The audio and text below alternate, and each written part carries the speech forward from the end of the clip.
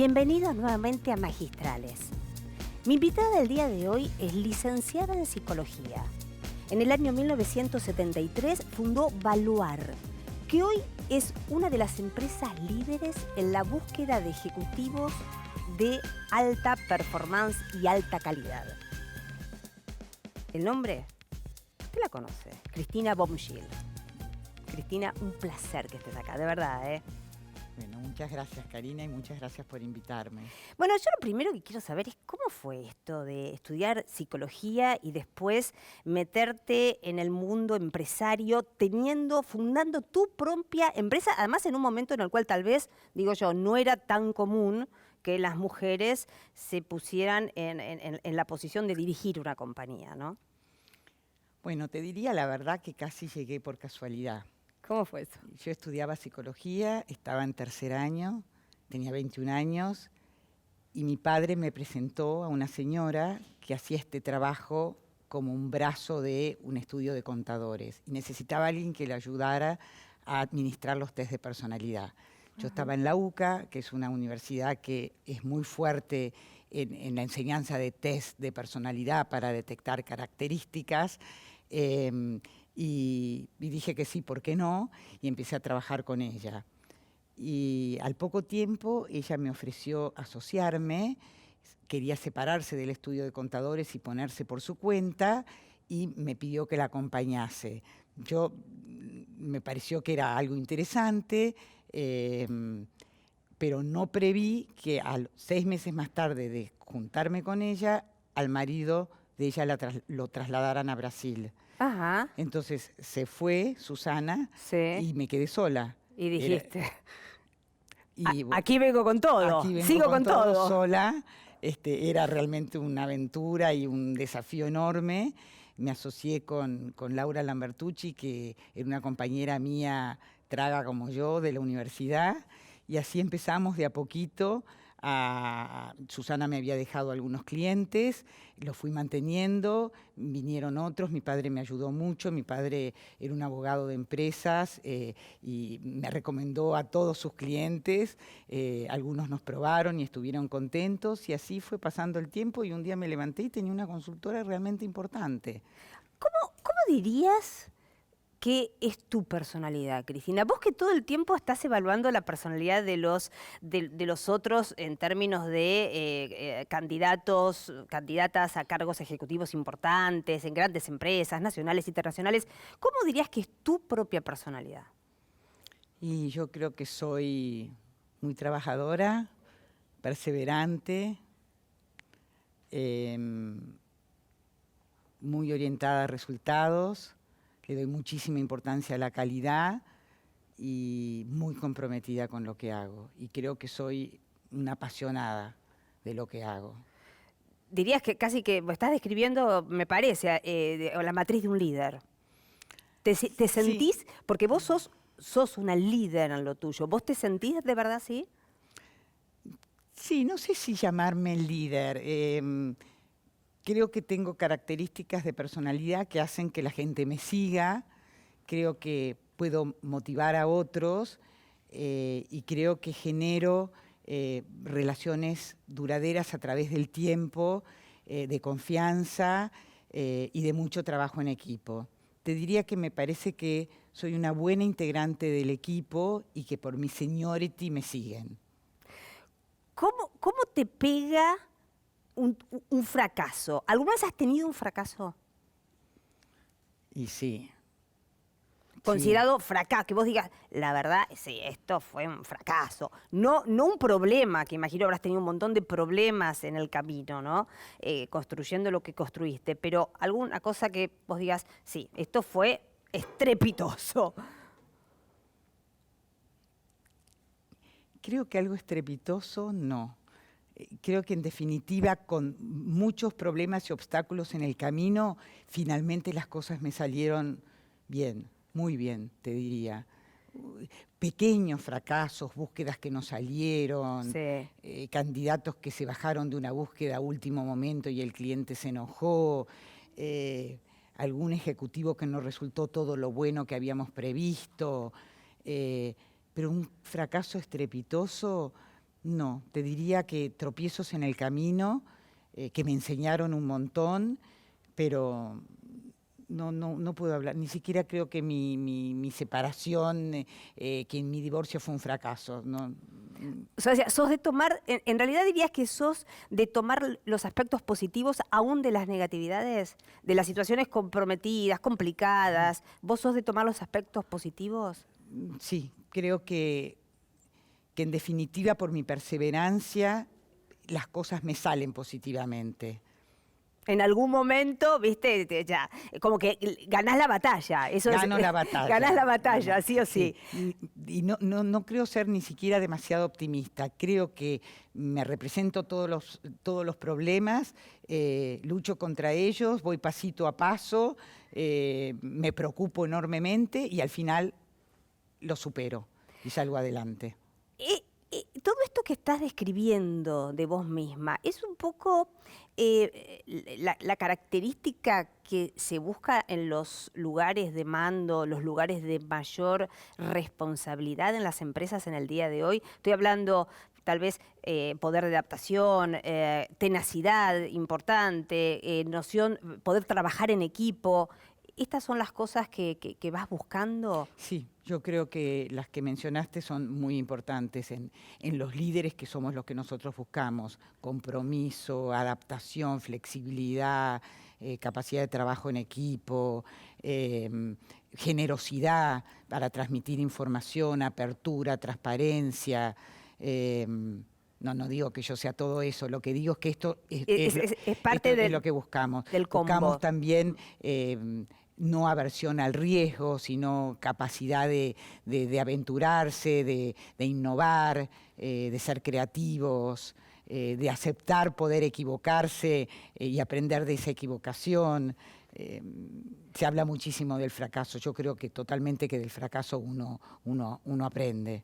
O sea, tal vez digo, se me ocurre pensar, uno aprende si tiene todas estas también características, porque convengamos, me parece, Cristina, que muchas veces a muchas personas, en realidad un fracaso tal vez que las bajonean un montón, ¿no?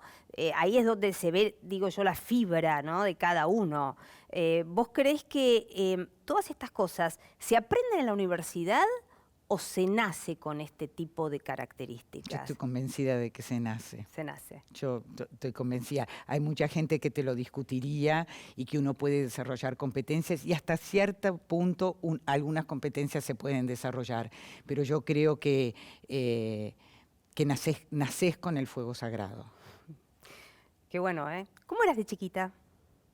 ¿Te acordás cómo eras? A ver, ¿qué era alguna cosa que digas o que te hayan contado tus padres como característica? ¿Eras una nena competitiva o qué característica tenías? Era buena alumna. Ajá. Y era competitiva, sí. Creo que casi todas las cosas que encaré en la vida las encaré desde un lugar de mucha competencia y mucha exigencia. Para los deportes, para lo que fuera. Lo tenía que hacer bien. ¿Viste la frase esa de no le gusta perder ni a la bolita? Famosa frase que está bárbara porque es muy representativa, sí. ¿No? Es decir, no me gusta perder ni a la bolita. La verdad que así, te caracterizás así. Sí, no me gusta perder. Ni a la bolita, ni a la bolita. Ni a la bolita. Cuando vos estás... ¿Cómo es un poco el método de la búsqueda? ¿A vos te contactan empresas, yo sé, muy importantes de todas partes? Porque no solamente Argentina, vos estás en Uruguay, en Chile, con lo cual te vienen pedidos de empresas que además tienen mucha experiencia con la gente, con los cargos ejecutivos. En general, me imagino, saben lo que quieren bastante bien o no sé. ¿Cómo es todo ese proceso en líneas generales? Bueno, sí, nos llaman compañías importantes, nacionales, internacionales, chilenas, argentinas, uruguayas, y en general tienen claro lo que buscan y nos hacen una descripción tanto de la posición que está vacante o que tienen que reemplazar, como del candidato que necesitan incorporar. Ese es en la mayoría de los casos. Algunas veces los ayudamos nosotros a ellos a delinear el perfil o a lo mejor llevarlos un poco a la realidad porque pretenden encontrar un salvador de la compañía en una posición que no es para que salve a ninguna compañía. O sea que a veces nuestra experiencia en el mercado les enseña que tal figura va a ser muy difícil de encontrar, que va a ser muy difícil convocar a alguien con esas características en la situación actual de la empresa, que a veces la remuneración que están ofreciendo no les va a alcanzar para traer el candidato más calificado. Así que también les damos un marco de realidad y también nos consultan por eso. ¿Es posible encontrar a un candidato de tales características para esta posición que está basada en tal lugar de la Argentina? O sea que es un ida y vuelta. ¿Te acordás por ahí, sin decir, ¿no? cuál fue la compañía especialmente, pero ¿te acordás de algún pedido insólito? Digo, insólito se me ocurre pensar, por lo que estás diciendo, alguna característica que vos decís por ahí, bueno, la verdad que el planeta Tierra no existe, este tipo de ejecutivo que necesita vayamos a Marte o en alguna otra constelación. Digo, ¿te has pasado alguna serie de por ahí de requisitos tan impresionantes que decís, bueno, es como ya pedir, bueno, ser el dueño, porque me imagino que también hay una cuestión, ¿no? El ejecutivo, por más calificación que tenga y que sea de mucha responsabilidad, no es el dueño de la compañía. Eso obviamente hay que aclararlo, ¿no? En la mayoría de los casos puede terminar teniendo parte accionaria, si por ahí digo si es muy brillante, pero ¿te ha pasado entonces alguna cosa que te digan y vos dijiste, no, la verdad? Sí, bueno, sí, nos ha pasado que los requisitos fueran tan exhaustivos y exigentes que el conjunto diera un conjunto vacío, el conjunto de todas las características. Imposible de encontrar. Y lo mencionamos y lo decimos. Vos lo decís directo. No nos embarcamos en búsquedas que consideramos que no son realizables. Nos comprometemos solamente con proyectos que creemos que vamos a poder entregar exitosamente. ¿Cuál es la delgada línea roja, Cristina, que puede llegar a aparecer entre una persona que tiene un cargo ejecutivo muy importante y es competitiva, tenaz, todo lo que acabamos de decir, y además tiene las technicalities de su puesto? ¿Cuál es esa delgada línea roja a partir de la cual tal vez, digo yo, esa persona puede convertirse en, un peligro para los socios? A veces puede pasar, como una competencia, como una especie de peligro. ¿Pasarse de roja, como dicen los chicos? ¿Demasiado liderazgo para un puesto ejecutivo es siempre bueno? Bueno, yo creo que esa es una característica importante cuando uno busca un gerente general de una compañía cuyos dueños están aún presentes o están en un directorio, pero que tienen mucha interacción con la compañía. Este ejecutivo debería poder escuchar a los dueños, entender lo que quieren, armar una buena relación, compatibilizar los objetivos de los accionistas con lo que él realmente puede hacer. Sí, podría, y hay muchas veces un gerente general fracasa por no poder relacionarse adecuadamente con los dueños de la compañía. Claro. No sé si convertirse en un peligro, pero deteriorar la relación a tal punto que no se puede seguir adelante. Claro. Claro. Ahora, claro, porque debe ser complicado, porque por un lado pareciera, viste, cuando se pide, bueno, el liderazgo, una personalidad que sea capaz de llevar adelante, en el caso, como vos decís, de una gerencia general, que sea capaz de llevar adelante una compañía y que a veces no opaque o no trate de torcer la voluntad de los propios accionistas. Sí. Es decir, no tiene que ser avasallante. Avasallante, claro. Tiene que poder ser un líder maduro, equilibrado, que pueda conjugar los diferentes stakeholders. Claro, claro. Pero existen fracasos de gerentes generales o demasiado soberbios o demasiado duros o que realmente no pueden al final lidiar con estos dueños que, quién sabe, estén equivocados, pero bueno, son los dueños de la compañía. Claro, al fin y al cabo son los dueños. Sí. ¿Sí? Como quien dice, bueno, es la palabra del dueño, ¿no? Achicar el pánico, como dirían los chicos, es la palabra del dueño. Cristina, en el próximo bloque quiero que me cuentes cómo está hoy el mercado en la Argentina. Porque estamos hablando de nuestro querido país que siempre tiene, obviamente, ciclos económicos. Es un país de ciclos económicos permanentes, ¿no? Y es un país el nuestro en donde también desde el punto de vista a veces político-institucional no se vive en un mundo, en un mar de aguas calmas, con lo cual las empresas tienen que estar adaptándose a veces a cambios muy muy fuertes. Contame en el próximo bloque cómo está hoy el mercado, qué es lo que se pide, qué es lo que se quiere.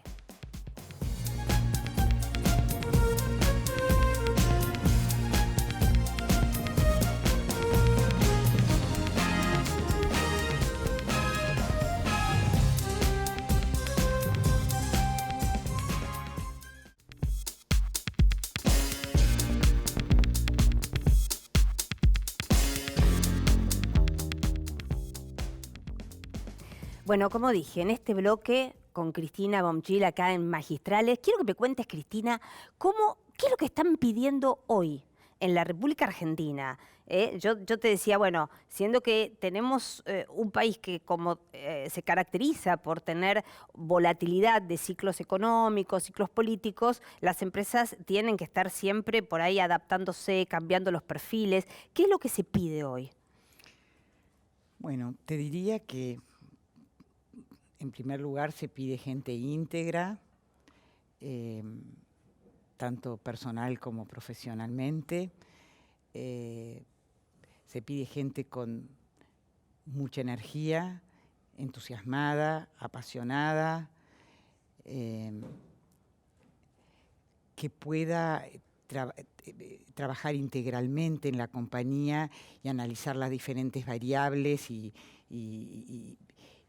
con el análisis de todas esas variables pueda llevar a una dirección correcta, sobre todo con características de un liderazgo participativo, colaborativo, que pueda escuchar a su gente, que pueda hacer el relacionamiento con todos los niveles, sobre todo que pueda motivar a los chicos más jóvenes que hoy tienen características tan particulares,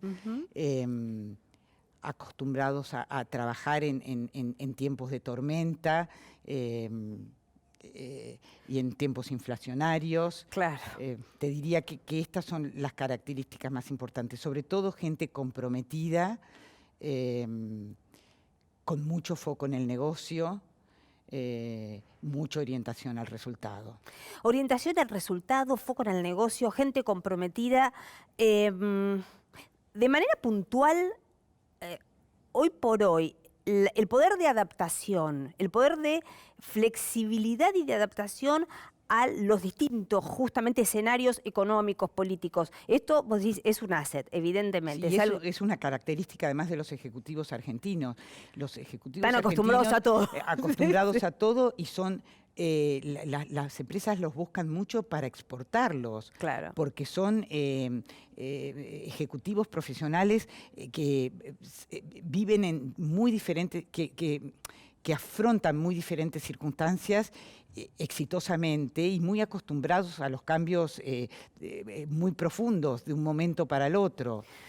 Vos sabés que yo me acuerdo hace un tiempo, hablando con cierta gente que me comentaban, desde el punto de vista, suponte, de manera puntual, un director financiero, ¿no? de una empresa importante, que tenían en la Argentina, la búsqueda en la Argentina, para empresas en la Argentina, que venían de afuera, era muy interesante esto de saber, entender los distintos ciclos en donde uno pasa de, viste, inflación, hiperinflación, convertibilidad, etcétera, etcétera. Digo, para un gerente financiero, el poder manejar esta multiplicidad de escenarios en su cabeza, ¿no? Y que lo pueda entender, es a veces, me decían una cosa entre comillas, extraña en el resto del mundo, en líneas generales, ¿no? Sí, porque en otros países están más acostumbrados a una estabilidad financiera. Claro. Y a pocos cambios de reglas, a mayor predictibilidad. En cambio, en la Argentina, estos financieros están acostumbrados a enfrentar estas diferentes situaciones de la noche a la mañana. Ahora, Cristina, esto, desde el punto de vista de lo que es el recurso humano calificado, ¿no puede también tener un costado de, digo, negativo, para ponerlo de este punto de vista?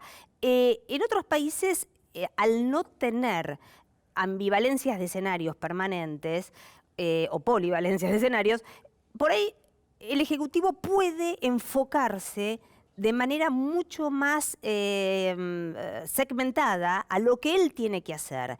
En la Argentina, un ejecutivo, vamos a poner un ejemplo, un director de finanzas, un director de marketing, un gerente general de asuntos públicos y relaciones institucionales, tiene que estar como mirando todas las variables juntas. No es que solamente, ¿no? se puede enfocar en su técnica. Es como hombre orquesta. Exactamente. Y te diría que vos lo trajiste a colación, pero es así. Se busca dentro de cada ejecutivo, y no importa si es para asuntos públicos o financieros, o de producción o de laboratorio, se busca pequeños hombres orquestas o grandes hombres orquesta, porque tienen que estar muy alertas a todas las variables que incluyen todas las demás funciones de la compañía. ¿Dirías que en tu experiencia internacional, Cristina, el nuestro es un mercado de alto estrés? Sí. Desde ese punto de vista, por eso digo que no hay absolutamente. Hay un estrés por ahí un poquito superior al resto de los lugares en donde las compañías pueden accionar en mercados estables, ¿no? Yo creo que sí, y que son ejecutivos que sufren estrés por estos motivos. Cuando vos antes dijiste algo muy interesante, hablabas del fuego sagrado. Me encanta esa expresión. Ese fuego sagrado, ¿vos cómo te das cuenta que una persona para un determinado cargo puede tener ese fuego sagrado o no? ¿Es a través de test? ¿Es a través de tu propia intuición natural? ¿Cómo es que te das cuenta de eso? Es un conjunto de variables que analizamos. En una entrevista vos podés evaluar un montón de estas características, con el lenguaje corporal, con la forma de expresión, con la articulación del discurso, con la vehemencia. Creo que la vitalidad y la energía de alguien la evalúas en una entrevista. Tenemos otras formas de detectarlo, tenemos test de personalidad que nos demuestran cuánto motor propio tiene la persona, cuánta iniciativa, cuánta combatividad positiva, cuánta capacidad de enfrentarse a los obstáculos, cuánta tolerancia a la frustración, cuánta voluntad. Es decir, nos ayudan algunos test a corroborar lo que vemos en las entrevistas. Y además tomamos referencias. Las referencias se supone, uno dice, son importantes, pero ¿qué pasa si una persona de repente viene con referencias que no son tan buenas, pero a vos te da espectacular para ese cargo? Vos decís, la verdad, no tan buenas, por supuesto, no estamos hablando de temas de estafa ni cuestiones delictivas, no estamos hablando de... Más grises. Exactamente. Sí. Entonces, y por ahí vos lo ves a esa persona y decís, a mí me parece que es espectacular, que va a rendir muchísimo, insisto, y por ahí la referencia es que no, es un tipo, una mujer un poquito así como así gris, ¿no? Seguimos buscándolas. Si una referencia nos da mal y no nos parece que sea, nosotros opinamos lo contrario, seguimos buscando y corroboramos una referencia con la otra.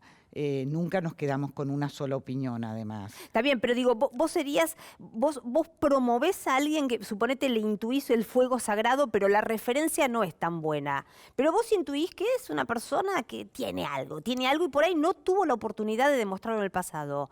¿Vos promovés a esa persona o preferís, digamos, atarte al conocimiento previo que te están dando las situaciones anteriores. Bueno, si quienes me dan la referencia, y por supuesto que van a ser más de uno, sino al menos 4 personas, realmente son negativas, escucharía a las 4 referencias. Si para mí son buenos referentes, por supuesto, porque hay referentes y referentes, sí, le daría importancia a la referencia. Creo que hay que escuchar lo que dice gente que valoramos y en quien confiamos sobre alguien, sobre todo si es una persona que no tiene por qué perjudicar al otro. Claro. Cuando es alguna referencia, sí. digamos, bueno, pero han pasado genuina. casos al revés que podrían interesarte. Nos ha pasado de tener buenas referencias de alguien que a nosotros no nos convence por diferentes motivos, o por algo que percibimos en la entrevista, o algún desliz que sucedió durante el proceso de búsqueda, o alguno de los test que administramos. Y nos pasa que le decimos al cliente, no avanzaríamos con él, vayamos por otro candidato, y el cliente insiste y dice, yo lo tengo muy buen referenciado por alguien. Entonces lo toma, porque tampoco somos los dueños de la verdad, claro, ni los jueces absolutos de nadie, sí. si el cliente está confiado. Y en la mayoría de los casos, y te diría que son muchos, finalmente se comprueba lo que nosotros opinábamos. En el próximo bloque quiero que me cuentes, Cristina, ¿qué importancia se le da hoy de verdad a temas que pueden ser como superficiales o frívolos, pero que hay gente que dice, a mí me parece bastante determinante? Ejemplo, un señor con muy buenas referencias, y no voy a hablar de las mujeres, que es otro tema ahora, pero un señor con muy buenas referencias que se presenta, ha actuado en compañías de primer nivel, una performance de verdad muy buena, y el tipo se presenta desalineado, con ropa que vos decís, mal peinado, desalineado. ¿Cuánto peso puede tener eso en la decisión final de tomar a esa persona? Algo que parece por ahí así como muy superficial, pero quiero saber, en este mundo moderno, en donde las primeras impresiones, o como dicen los americanos, nunca hay una segunda oportunidad para dar una primera impresión. En el próximo bloque.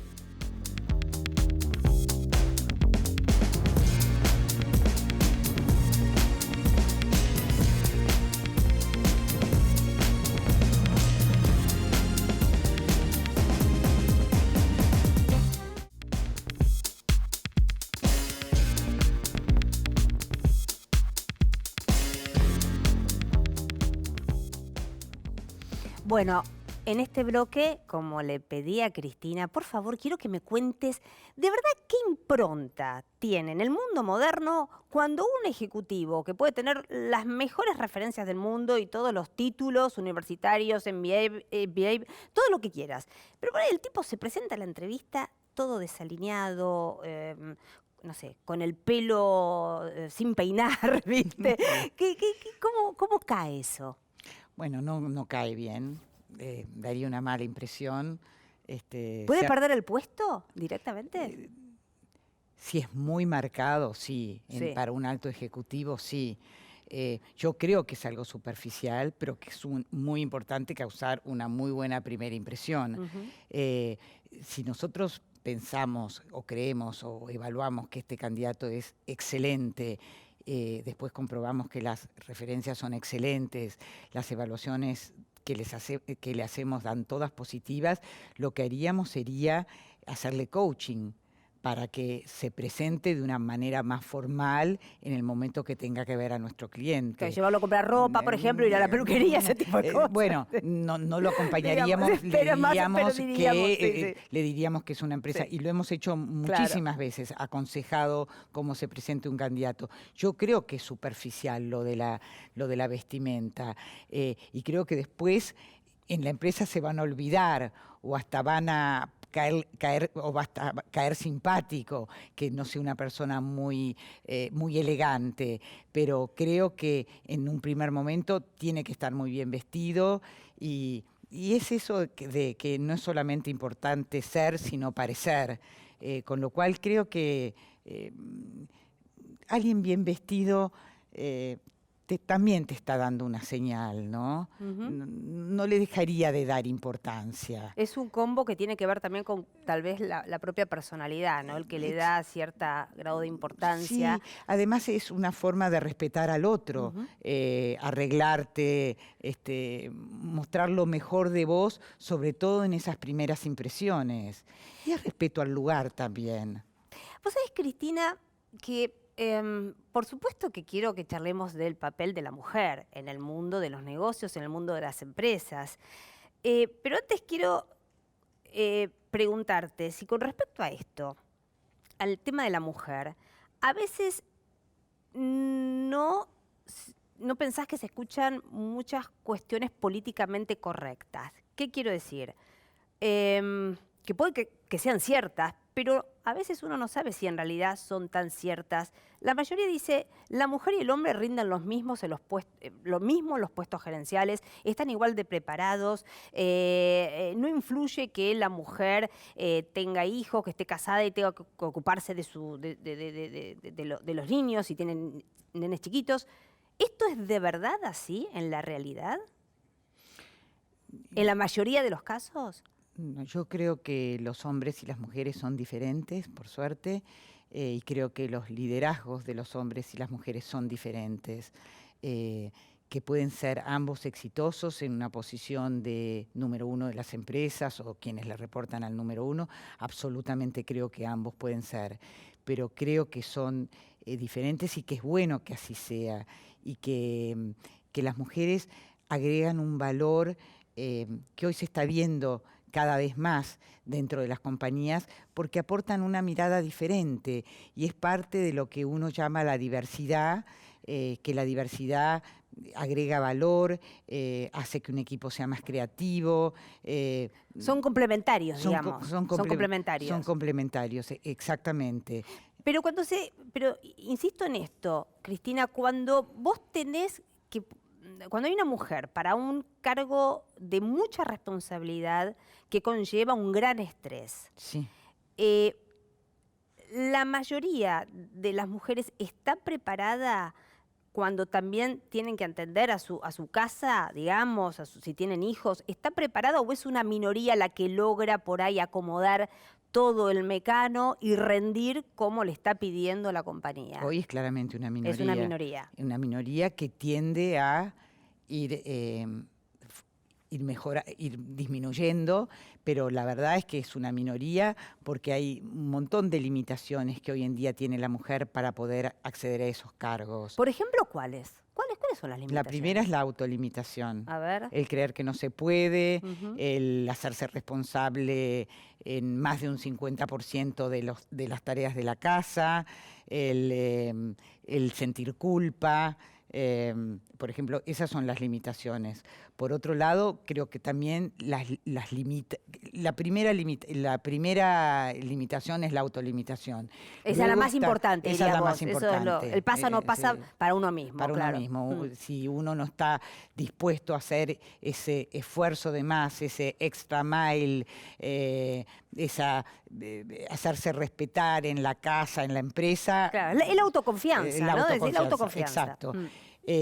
Pero después también hay un prejuicio por parte de las compañías en que un hombre va a rendir más, que un hombre no va a tener dificultades de tiempo, que un hombre va a poder soportar más el estrés. A ver, pero es interesante. Vos decís, hay prejuicios todavía. ¿Esos son prejuicios, siguen siendo prejuicios o son juicios en base a experiencia, vos crees, en algunas compañías? Porque lo digo como mujer que por supuesto pienso que el rol de la mujer es, te diría, fundamental en el mundo de los negocios, en el mundo de la política, en el mundo de la educación, pero digo, puede ser que a veces haya una cuestión real cuando se dice que la mujer muchas veces no puede cumplir con todos los roles, o en general no es así y es más que nada una especie del famoso techo de cristal para que en realidad la mujer no compita con el hombre. No, hay muchas mujeres que es cierto que pueden tener esa limitación, pero otras que no. Entonces es un Hay de todo, prejuicio decís vos. determinar que todas las Claro, mujeres. determinar que todas. Hay que ver caso por caso. Hay que ver exactamente caso por caso y qué es lo que quiere la mujer hacer de su propia carrera, porque no es tampoco que no pueda, es que a lo mejor ella decide que quiere tener un rol un poco más pasivo dentro de una organización porque le quiere dar más importancia a una etapa de la vida en donde los chicos son chiquitos. Entonces, depende también de lo que quiera ofrecer la mujer. Lo que sí creo que es un prejuicio cuando en las organizaciones se determina que en tales puestos no lo van a ocupar mujeres porque tienen ciertas limitaciones. ¿Eso pasa hoy? ¿Sigue pasando? Sigue pasando. No te pido que me digas qué empresas. No. Pero obviamente, Sí, pero sigue pasando. sí. Cada vez menos, pero sigue pasando. En general, los que deciden ese tipo de situaciones como política de la empresa, ¿son hombres o mujeres? Porque también se habla un poco del machismo de algunas mujeres. Viste que se dice a veces que, aunque uno no lo pueda creer, hay mujeres que son jorobadas con las otras mujeres, por ahí por un tema de competencia o de celos, ¿no? Que por ahí los hombres entre sí no se celan, al menos es lo que dicen, y que pareciera que las mujeres tenemos más ese gen puesto del celo. Yo creo que no es así. Yo creo que la mujer sabe más escuchar a otra mujer, que es más comprensiva, que ha pasado ella por las mismas dificultades, por lo cual entiende a las chicas que van creciendo dentro de las organizaciones. Creo que toman decisiones más participativas, con lo cual incluyen también a las mujeres. No creo que las mujeres limiten a otras mujeres. Creo que al contrario, que hay una clara conciencia en las mujeres que han llegado a determinado nivel en poder ayudar y mentorear a que otras puedan hacer lo mismo que ella. Por lo menos esta es la experiencia que yo he vivido con mujeres empresarias, líderes, a cargo de ONGs.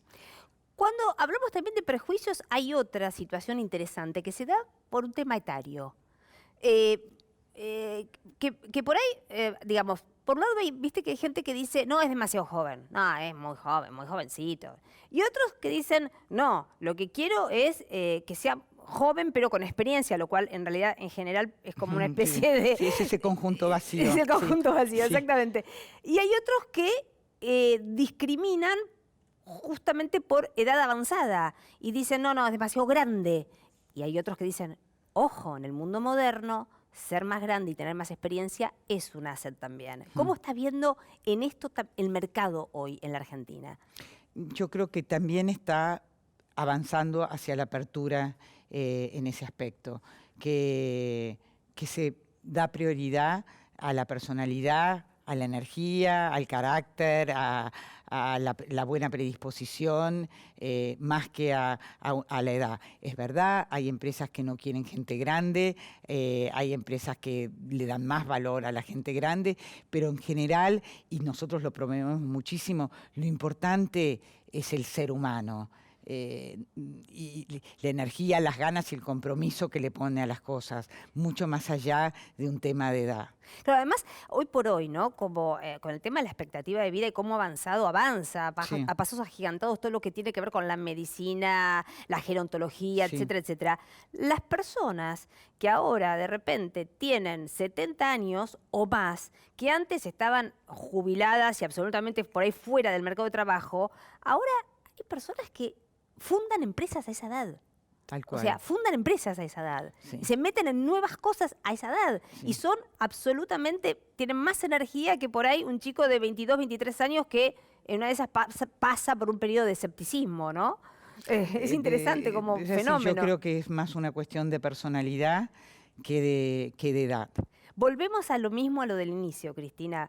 Yo creo que vos tenés una cosa muy interesante en cuanto al razonamiento y la coherencia en términos de que vos todo el tiempo hablás del ser humano y de ese fuego sagrado, ¿no? De esa cuestión natural.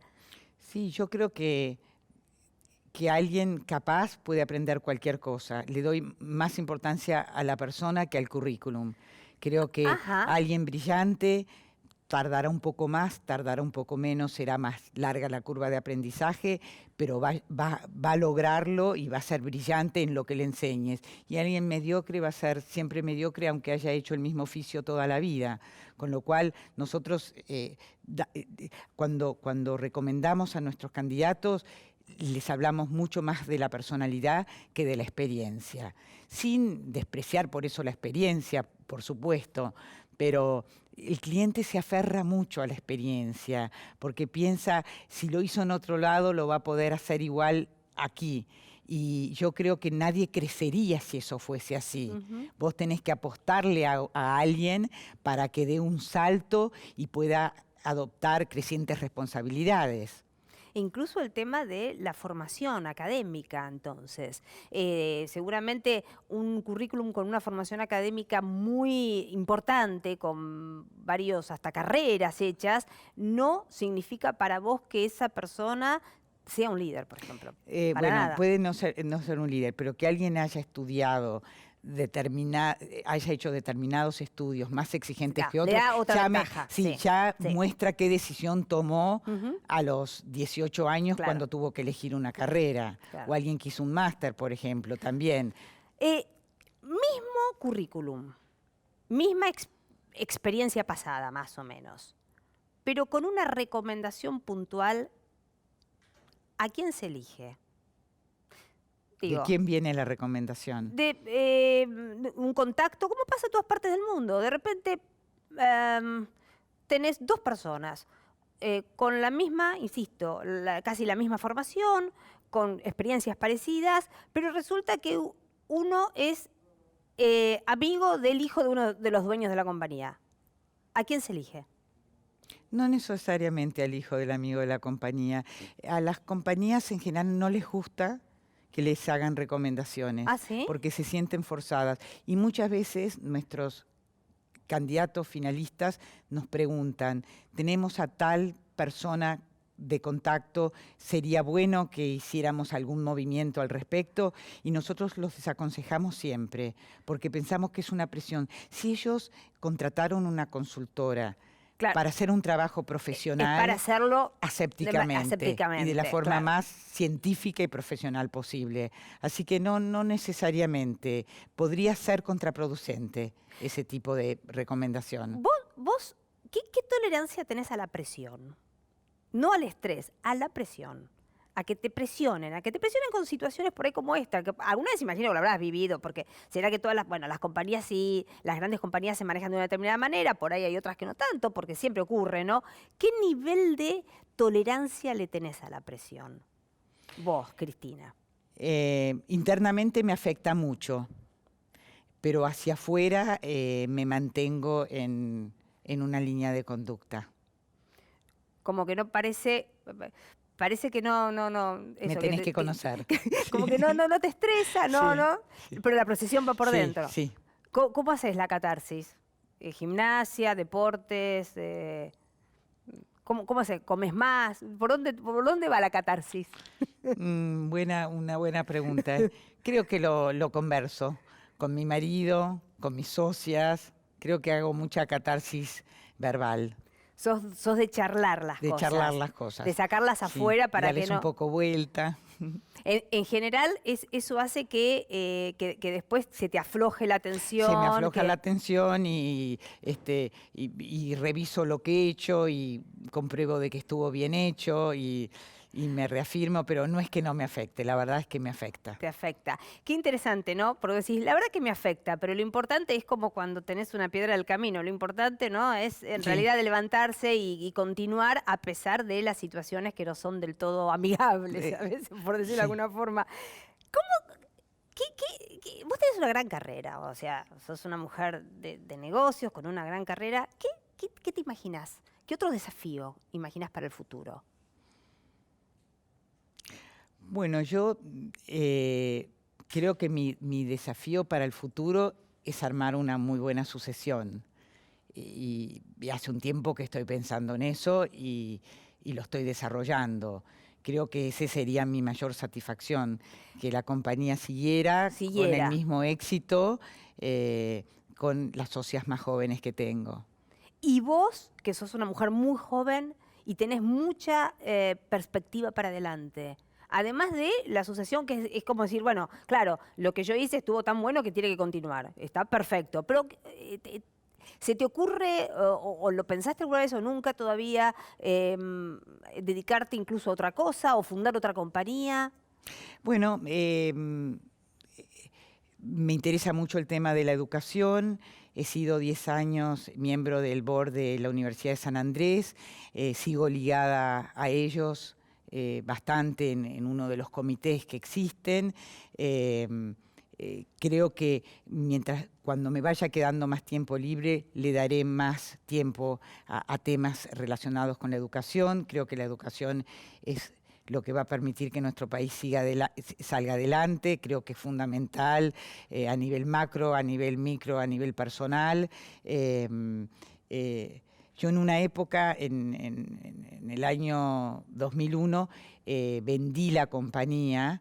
Me quedé como gerente general, tenía que quedarme 3 años allí, después podía retirarme y había pensado que iba a poner casi todo mi esfuerzo cuando me retirara a ONGs relacionadas con el tema de educación. Sí. Y de aportar a que las compañías, fui fundadora de una ONG que se llama Aportes, Aportes de Gestión, que ayudaba a otras ONGs a gestionarse mejor.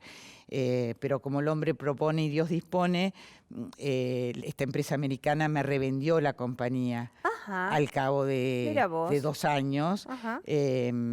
Y me quedé. Claro, y volviste, digamos, como quien diría. Entraste y volviste. Y volví. Exacto. O sea que ese plan se frustró. No estoy para nada arrepentida porque me he divertido muchísimo y he pasado años bárbaros, pero supongo que en la medida que me vaya quedando más tiempo libre, me dedicaré a más temas de educación y...